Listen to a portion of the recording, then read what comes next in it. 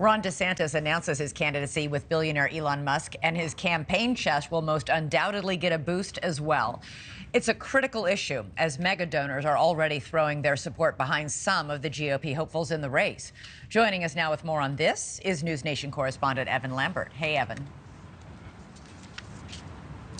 Hey, Elizabeth. Those donors, we're talking about a list of mostly billionaires, a who's who here. When they throw their support behind a candidate, it can create momentum, even help choose someone for the general election.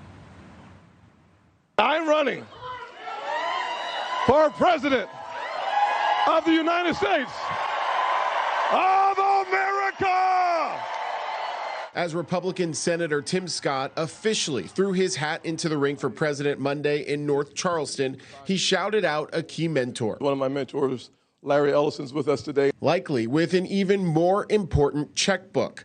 Cloud software company Oracle co-founder and billionaire Larry Ellison reportedly ready to spend millions to bolster Scott. He already donated $30 million to a Scott-aligned super PAC in his last Senate election. 2020 was the most expensive presidential campaign in history, according to nonpartisan research group Open Secrets, costing an estimated $14 billion. And this next presidential election may top it.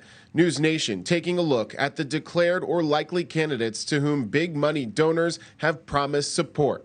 So which big names have already pledged their largesse? For former President Donald Trump, it's banking tycoon Timothy Mellon, already donating to Trump's super PAC, Political Reports. Soon to be announced candidate Ron DeSantis may have tech entrepreneur Peter Thiel in his corner. I think DeSantis would make a terrific president if he's the Republican nominee. I will strongly support him in 2024. And Oklahoma billionaire oil magnate Harold Hamm is backing former South Carolina governor and UN ambassador Nikki Haley. For a strong America, for a proud America, I am running for president of the United States of America.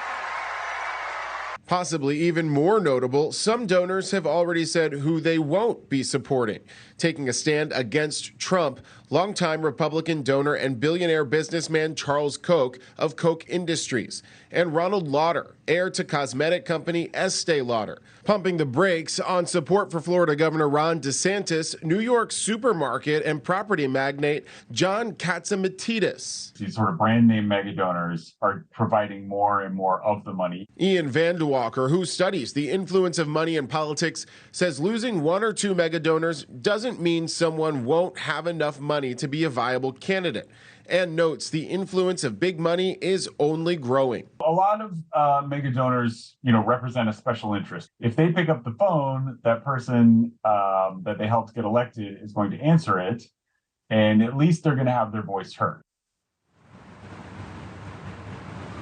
And President Biden is the Democratic frontrunner with no real challenges at the moment. He became the first candidate in 2020 to surpass $1 billion in donations. This cycle, he's expected to get donations from Alexander Reid Hoffman, the billionaire LinkedIn co-founder, and Alexander Soros, the son of George Soros. Thank you for watching. Go to newsnationnow.com to find NewsNation on your television provider. And don't forget to click the red subscribe button below to get more of NewsNation's fact-driven, unbiased coverage.